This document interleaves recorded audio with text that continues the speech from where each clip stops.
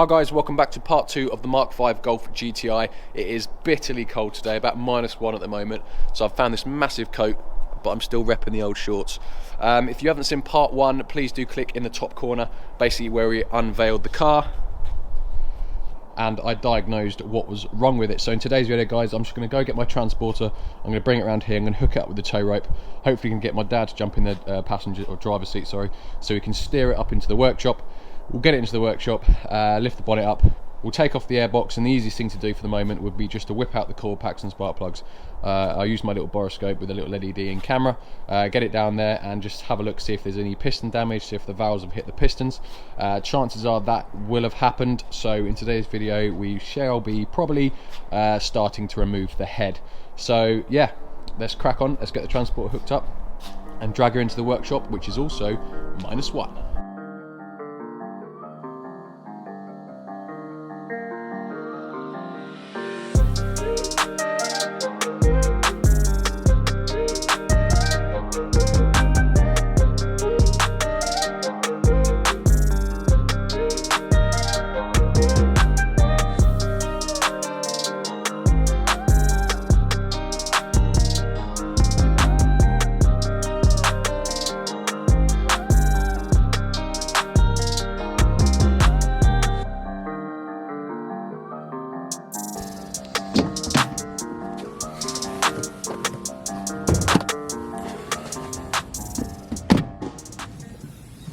Yeah, so as I mentioned, I'm going to whip this airbox / engine cover off, and there's a couple of really tough screws that you've got to proper yank out, or two little rubber bungs that you've got to proper pull up. You've got to be careful because you can easily snap them because they're so stiff. This engine cover's actually pretty solid actually. Usually by now they're missing a couple of bungs, but no, all good here. Yeah, so just to remove the clip here, clip on the other side, MAF electrical connection, just take this off the airbox cover here, and then yeah, pull this cover off. That will show the coil packs, which we're then going to remove and get to the spark plugs.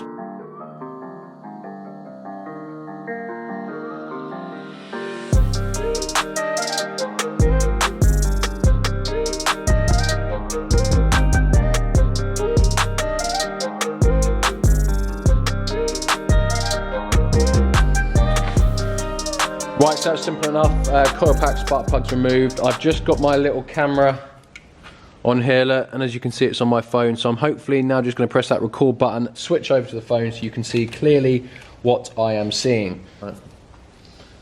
Let's go down cylinder 1, see what you can see.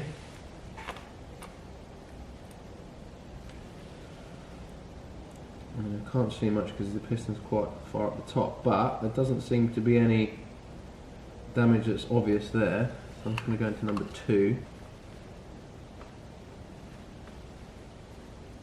Now, are those divots supposed to be there? I'm going to say no. It doesn't look like they should be there, no. But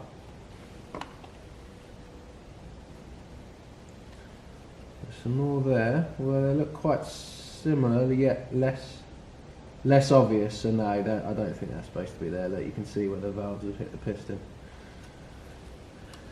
Let's go into number 4.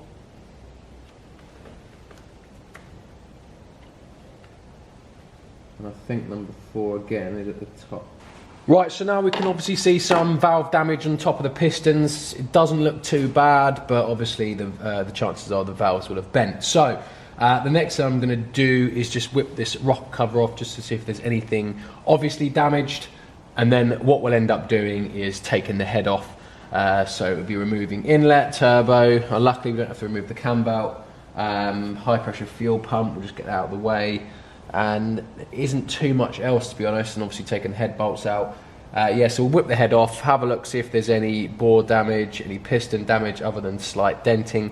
And if there's not, and the head looks okay, then we will probably just maybe replace some valves and hope for the best. But obviously we'll strip it down, have a proper look before we make any such decisions.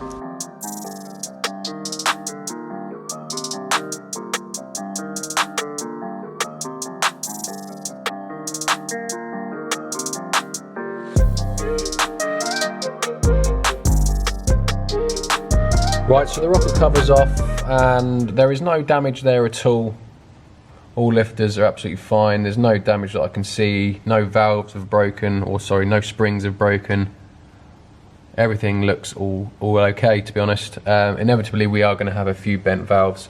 So yeah, what I'm going to do now is I'm going to put it on a time lapse. I'm going to probably try and talk through some of it because it's going to be 2-3 hour job to get the head off. So it's just going to consist of inlet manifold off, turbo off, high pressure fuel pump, and then just moving some bits out of the way so I can get access to bolts. Might not have to take this cover off because obviously the cam belt snapped, but it's fairly tight, so I might have to get it out of the way. But yeah, I'm going to put it on a time lapse.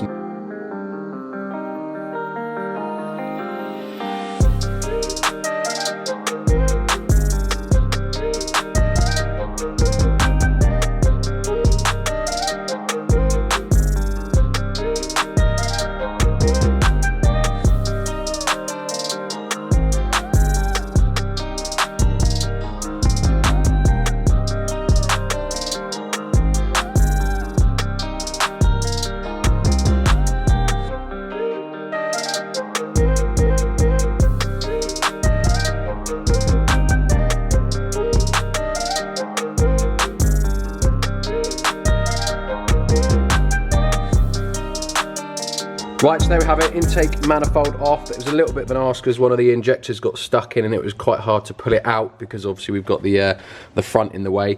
It was this bracket here that was really difficult to get to because you had to actually unscrew it from the block where you can see my finger there. It was just really tight to get in. As you can see, I had to take out the alternator to get my hand in there to be able to undo it, and even then I'm still worried about how I'm going to put it back together. So yeah, I've had a look in there and let's just zoom in a little bit. And you can't really see, you can see the back of the valves just. I was just seeing if I could see anything that was obviously bent, and to be fair, they all look absolutely fine. I can't see an issue. But I've decided I was going to just think about putting the manifold back on, putting a cam belt on and see what happens. But the chances are the valves, even if that's slightly bent, they'll be no good. And the chances are they will be at least slightly bent. I don't want, I mean, with bent valves, I mean, you could end up having ignition in the intake manifold and it will just massive bangs. Yeah, I don't really want that, so I'm just going to go, look, we'll do it properly, we'll take the head off and we'll get the valves bent, replaced, inspected, and we'll go from there. Well, we'll get them inspected and then we'll go from there to see if it's worth replacing the head or just a couple of valves. So on to the exhaust manifold now. I can't quite remember whether it's easier just to take it off with the turbo or to remove the turbo from the head.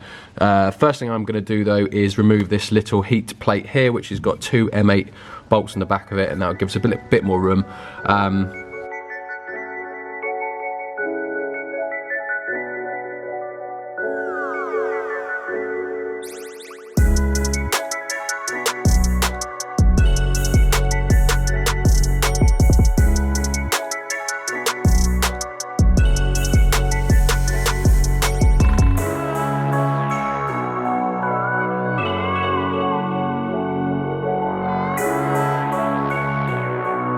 Just a quick date where we're up to now. I have just removed the exhaust manifold. I've just moved it away from the head. Didn't record it because the car was forever up and down, and if I'm honest, it would have taken forever to do, keep moving the camera. But it's quite easy actually. Once you've got this heat shield off here, that was here, there's 5 bolts that are along the top of the manifold. You just need to remove those. All I've done is remove those 5 bolts, remove the turbo support and the exhaust manifold support that's bolted to the block. Just remove it from the turbo side. What else? I did remove the exhaust just because it was only 4 bolts and they're actually quite accessible, so I did just remove that.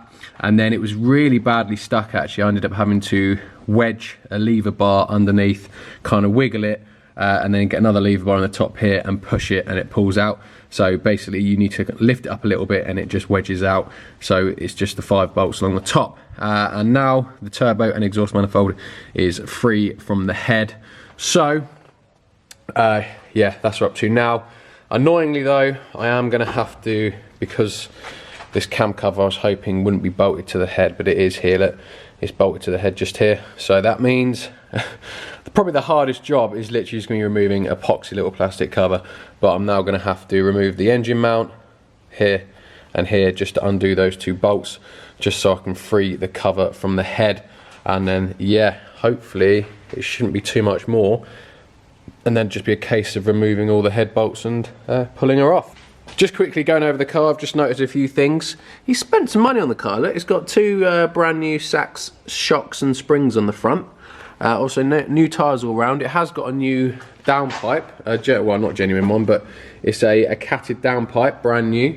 So yeah, and obviously I've mentioned before, all new disc and pads all round. And also, I have just noticed something bad. I think my steering rack is gone, because I cannot turn it with the wheels in the air. I cannot turn it with my hands. It is absolutely solid still. I even struggle with the steering wheel, it's like the car's on the ground. So yeah, probably gonna need a new steering rack.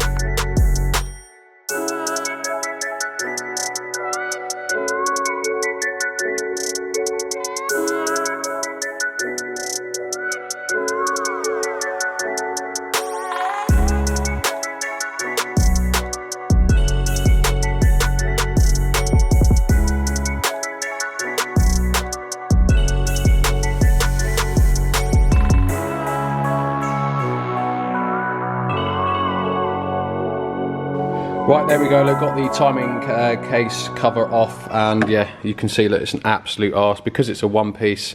The engine mount sits in here, and it's just near on impossible to try and get it out of there and wedge it out of this gap as well, because you've got the chassis down the side. It's just, yeah, it is not fun, but I managed to get it out, which meant I can get that last bolt for the cover off, and then the cover just pulled off. So now, hopefully all we've got left to do, I'm sure there's a few things I've missed, maybe a few connectors, but just whip off the head bolts. Now I have just tried to turn over the camshaft, and yeah, it's completely solid. So either I'm not trying hard enough, or yeah, we have a few valves bent and they may be just stuck.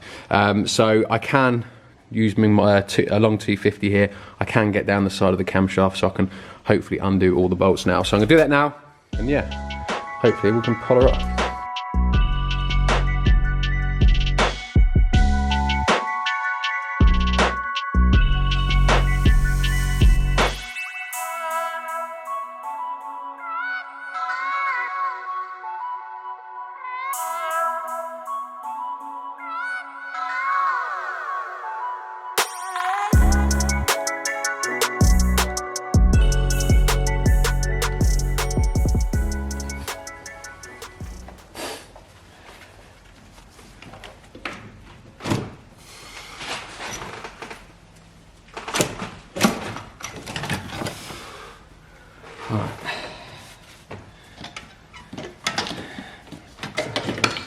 Out of the way.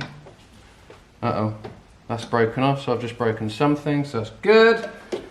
We've already got a token brake, so that's good. There we go. And there we have it, look, head all now off, and having a look at the pistons, it does look like these little grooves in the pistons are supposed to be there. So I'd be worried then. I was like, oh my god, don't tell me I've just taken the head off and there's actually no damage at all. It doesn't actually look like it. So pistons 4, 2 and 1, they all look absolutely fine.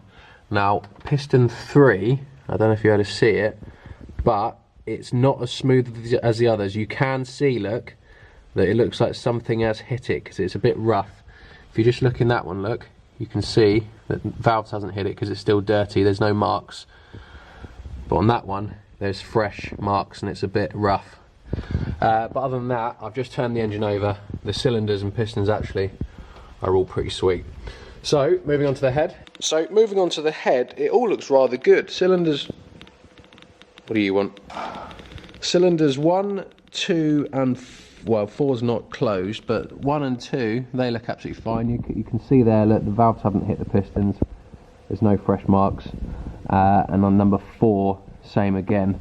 But you can see, look, number 3, you can see, look, all around the outside of the intake. There's, yeah, intake valves. You can see there's some scoring, some fresh marks where it's hit the piston. So it looks like for now we've just got 2 intake valves on cylinder 3 that have been hit. I mean, they don't look bent. They look okay.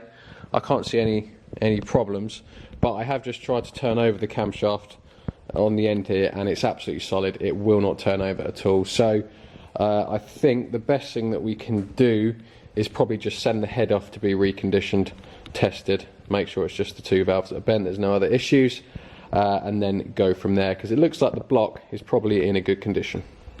So guys, that's going to be it for today's video.